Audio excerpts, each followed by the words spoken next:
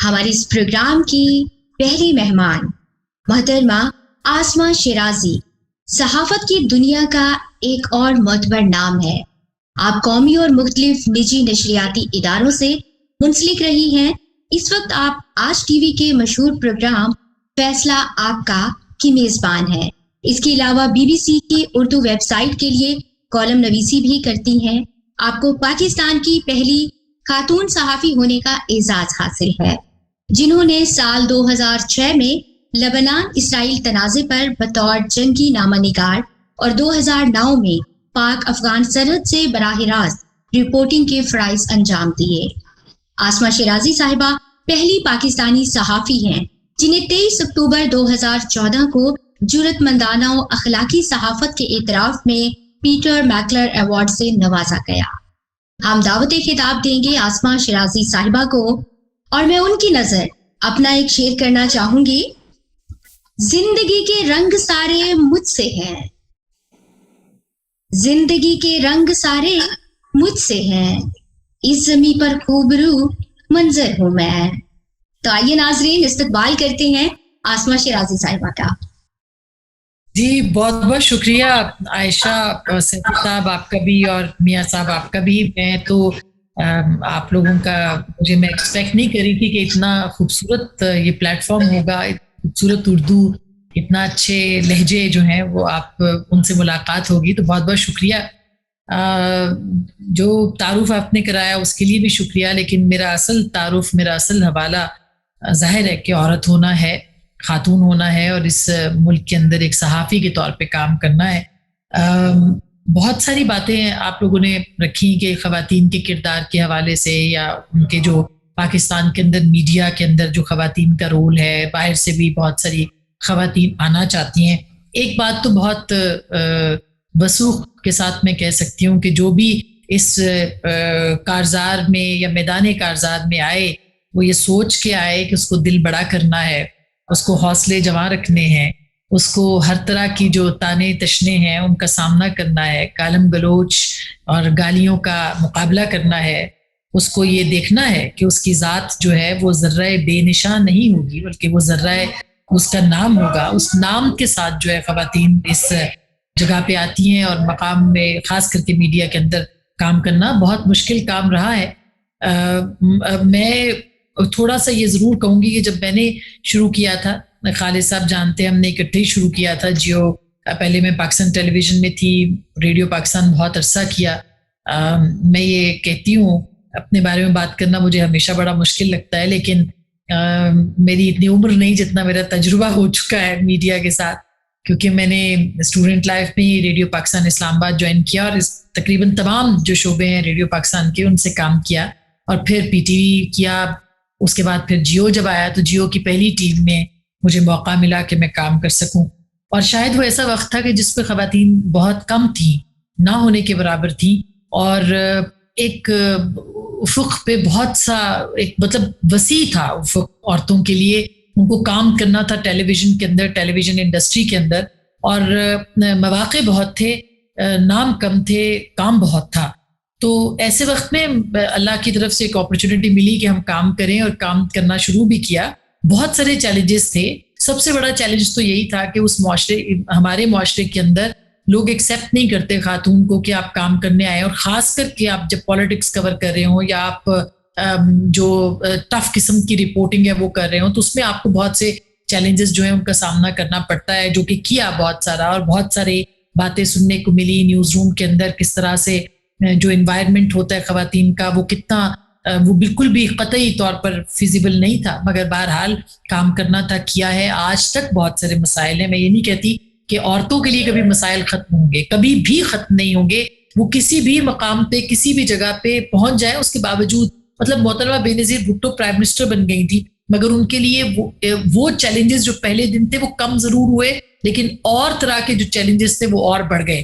तो चैलेंजेस बढ़ते आते हैं, ख़वातीन के लिए डबल हो जाते हैं। फिर आप इस माशरे के अंदर अगर आप जमहूरियत पसंद हैं तो और बढ़ जाएंगे, अगर आप थोड़े से लिबरल प्रोग्रेसिव दिमाग रखने वाले हैं तो और बढ़ जाएंगे। तो ये सारे मसाइल जो मल्टीप्लाई होते चले जाते हैं और फिर मल्टीपल प्रॉब्लम्स जो वो आ जाते हैं। मसलन किसी ज़माने में ہمیں جو ہے وہ ڈرایا دھمکایا جاتا تھا. بہت سارے جو ہیں وہ اپنا آپ کے جو ریلیجس گروپس تھے, آپ کے انتہا پسند گروپس تھے, ان کی طرف سے ہمیں ڈرایا دھمکایا جاتا تھا. پھر طالبان وغیرہ کا دور آ گیا 2009 کے اندر. پھر اس کے بعد آپ دیکھیں کہ خواتین اور مردوں سے بالاتر ہو کے میں صحافت کی بات کر رہی ہوں کہ جس میں بہت زیادہ چیلنجز آتے چلے گئے. آج تو صورتحال یہ ہے کہ آپ کو ہر طرح کے مافیا جو ہے اس کو برداشت کرنا پڑ رہا ہے. وہ مافیا جو ہے وہ لینڈ گریبرز کا بھی ہے, وہ آپ کے مذہبی جنونی بھی ہیں, وہ آپ کے انتہا پسند بھی ہیں, وہ آپ کو مختلف حوالوں سے جو ہے وہ آپ کو چیلنج بھی کرتے ہیں, وہ آپ کے نظریات کے خلاف بھی ہیں. اور پھر چونکہ فورس بہت کم لوگ رہ گئے ہیں, میں تو ہنستی ہوں کبھی کبھی کہ انگلیوں پہ اوپر رہ گئے ہیں کہ جو پاکستان کے اندر ایک ترقی پسند معاشرے کے اوپر کے ساتھ کھڑے ہیں, اس کے خیالات کے ساتھ کھڑے ہیں اور جمہوریت کے ساتھ کھڑے ہیں, پارلیمان کے ساتھ کھڑے ہیں. تو ان کو یہ چیلنجز جو ہیں وہ ہمیشہ سے رہے ہیں. صرف اتنی سی درخواست ہے کہ جتنی بھی کم آوازیں ہیں وہ جب مل جائیں گی تو وہ بڑی آواز بن جائیں گی.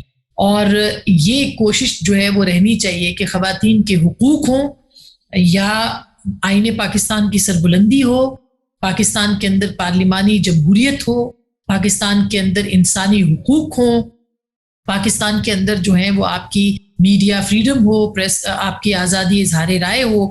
یہ وہ براڈ لائنز ہیں جن کے اوپر ہر شخص, مختلف لوگ مختلف نظریات کے ساتھ کھڑے ہوتے ہیں, مگر صحافیوں کی نظریاتی سرحد جو ہے وہ یہ ہے جس کے اوپر وہ کھڑے ہیں. تو میرا خیال ہے کہ یہ چیز جو ہے وہ بہت زیادہ اس کو سامنے رکھنا ہے کہ اس کے ساتھ ساتھ جو چیلنجز ہیں وہ تو بڑھتے چلے جائیں گے اور بھی بڑھیں گے, لیکن اگر اس کو سامنے رکھا جائے تو خواتین جو آ رہی ہیں ان کو زیادہ آسانی ہوگی کہ وہ اپنی نظریات کے اوپر کھڑی رہیں, اپنا جو پرچار ہے وہ کرتی رہیں, اپنی جو بات ہے وہ کہتی رہیں, اپنی ذات جو ہے اس کو سامنے رکھیں. بہت ڈسکریج کریں گے لوگ, بہت حوصلہ افزائی کرنے والے کم لوگ ہوتے ہیں, ڈسکریج کرنے والے بہت لوگ ہوتے ہیں. پہلے ایک مقام سے لے کے ہر مقام کے اوپر خواتین کو جو ہے وہ سب سے پہلے اس چیز سے لڑنا پڑتا ہے کہ نہیں ہم کر سکتے ہیں. اور اس کے بعد جب وہ آگے بڑھتی چلی جاتی ہیں تو چیلنجز اور جو ہے وہ بڑھ جاتے ہیں. تو سب سے پہلے تو یہ ٹھان کے آنا چاہیے کہ خواتین کے لیے مشکل ضرور ہے, لیکن خواتین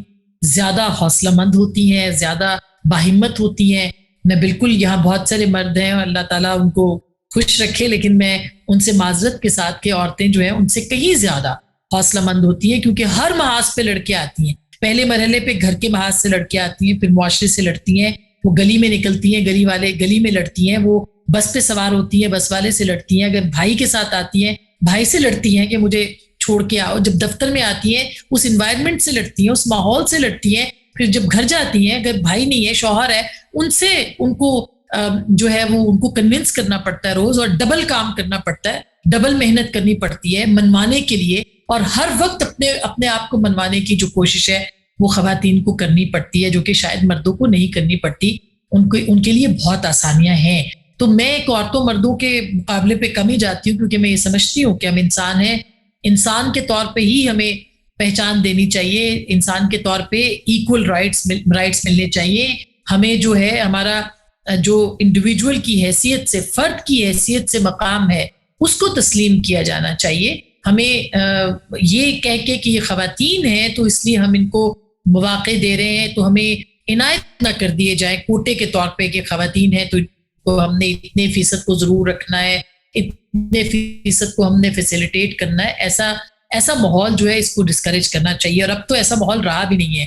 اب تو صورتحال یہ ہے کہ خواتین فیسیلیٹیٹ کرتی ہیں اب کہ ٹھیک ہے ہم آپ کو جو ہے وہ اتنے فیصد کو ہم فیسیلیٹیٹ کرنے کو اور آپ کے لیے آسانیاں پیدا کرنے کے لیے تیار ہے. تو یہ چند, لیکن ایک بات ضرور میں آپ سے کہوں گی کہ جو تسلیم کرنے کی بات ہے اس سٹیج پہ بھی اگر ہم سمجھتے ہیں تو خواتین کو تسلیم پھر بھی نہیں کیا جاتا.